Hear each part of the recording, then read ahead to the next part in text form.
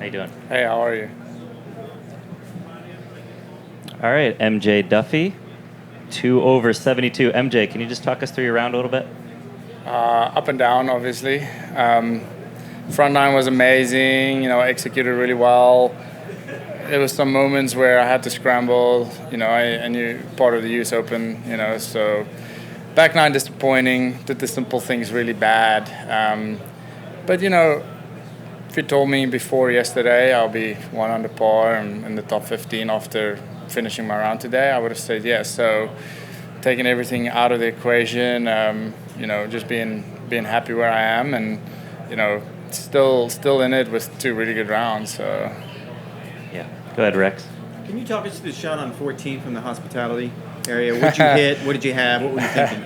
Well, I had 278 front. Up the hill, it's 10 uphill, so it's 288. And I had an option to drop it, but it would have been in the thick rough. I don't think from there I would have been able to get it onto the second fairway, and I didn't want to hit a 7-iron to a blind target. But I have a 4-wood in the bag, and the lie on it is so good on the hospitality. And the thing about that is too that it's got a little bit of spring in it. So even if you hit a little bit behind it, the club will bounce, and it will actually bounce into the ball. So for me, I was far enough left to actually miss the tree on the left. I think it was a awesome shot, but a birdie would have been better than a bogey. So Here to your left. Had you watched many U.S. Opens throughout your kind of life along the way? Yeah, I have pretty much all of them. Are there any that stand out as special, or any of the stories? I know Retief pretty closely, but any of the kind of underdog type stories that come to mind from watching it through the years? Not really. I mean, all of them are special to me. I remember a friend of mine, Andrew Landry, a few years ago, did really well. So yeah, underdog stories. I don't know. Am I an underdog? But we'll see this weekend, I guess. But yeah, there's not really one specific that stands out. I love it all, and I love this kind of golf. U.S. Open, a little bit not like the other ones. You can hit a good shot out here and still get penalized, but it's fair. If you hit a bad shot, you get penalized, and that's how it's supposed to be. And what does it just mean to you in general, your career journey, to be on this stage at this level and in the mix at this tournament after all you've been through? It's a lot. It means a lot. Once again, it goes by so quick. Contending at a major where a few months ago I was just trying to lock up my card, so I'm obviously very happy. I'm hoping in the future I have a lot more and getting more used to this stage, and being able to do what I want to do is play against the best and lose against the best if I need to, so. Over to your right, Ian. You're 6 under at the U.S. Open after 27 holes. As you're looking out at that final 9, what's going through your head at that point? Yeah, that's a good question.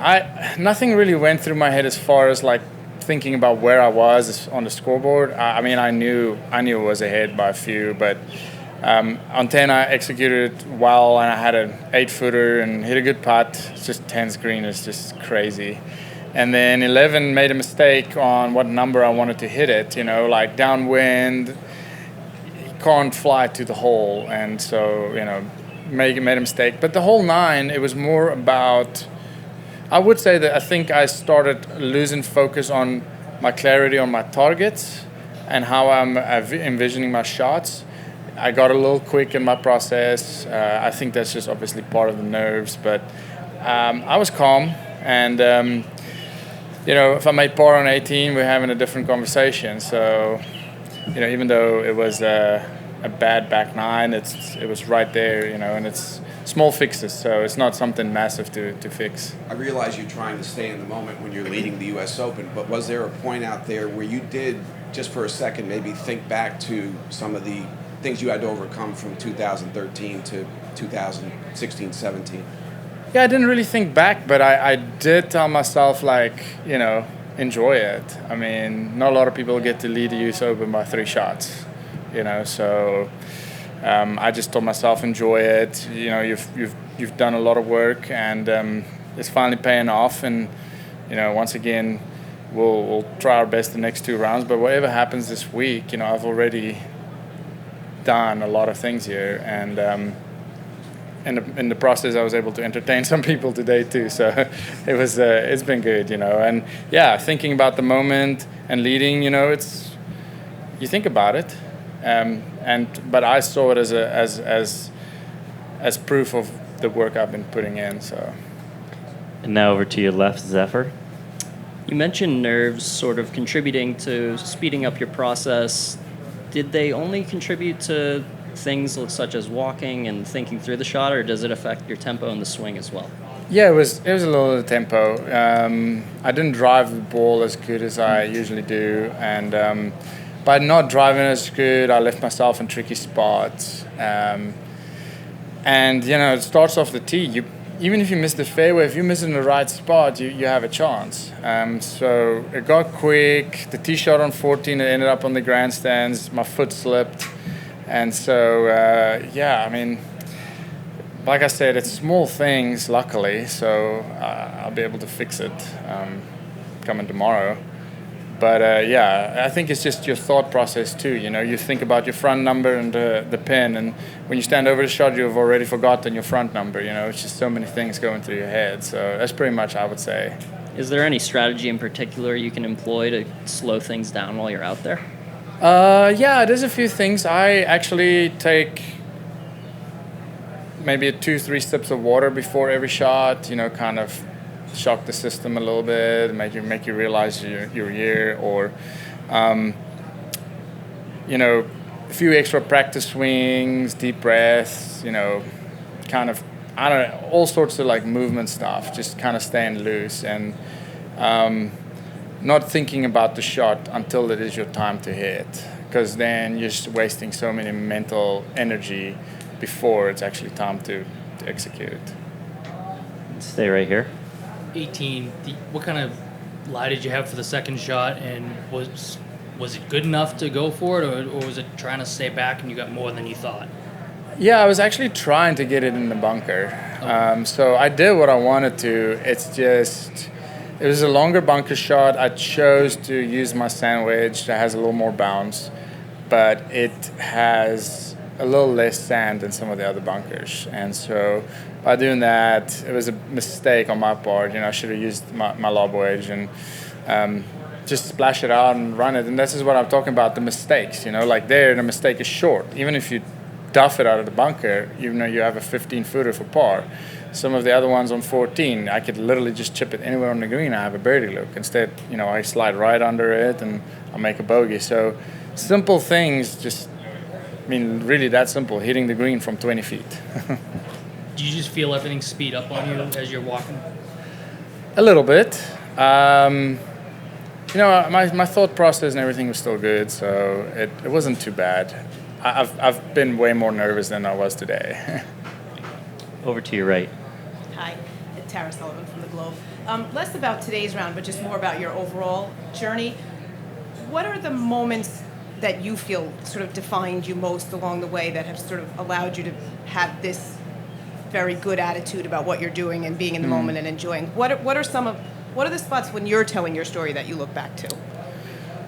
Yeah, I think there's a few spots. Obviously, you know, the dark times when my mother-in-law passed away. You know, not playing well and not being able to play often. You know, all that history stuff. But I would say the moments was when I stopped focusing on myself and started focusing on other people. And I'm not just talking about golf. I'm talking about away from golf too. You know, like serving other people, you know, trying to add value to their life. You know, for a long time, it was feeling sorry for myself, just thinking about what I need to do, how can I get to the next step.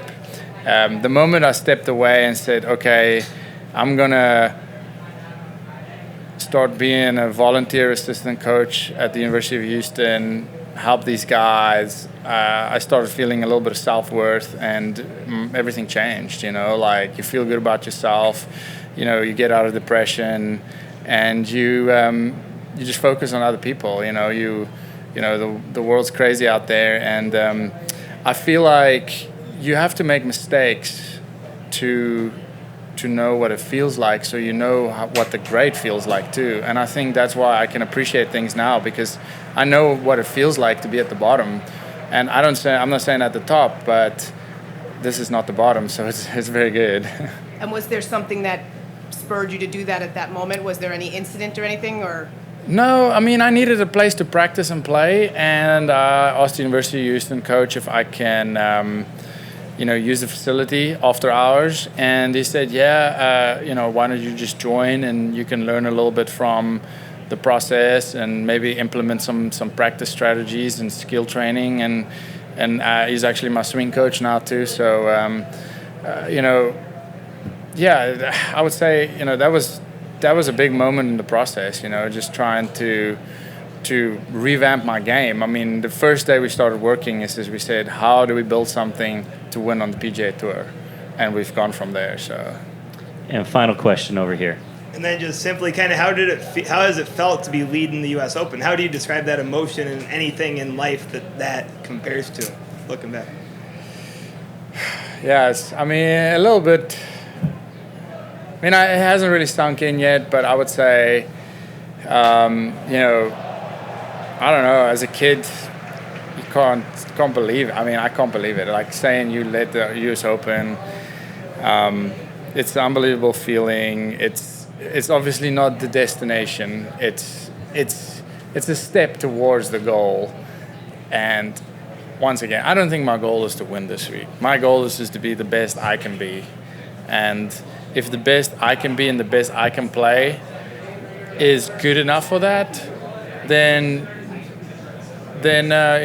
I've achieved what I wanted to achieve. So leading the U.S. Open, not a lot of people can say it. It was awesome, and like I said, glad to entertain some people while I was out there. Thanks, MJ. Appreciate it.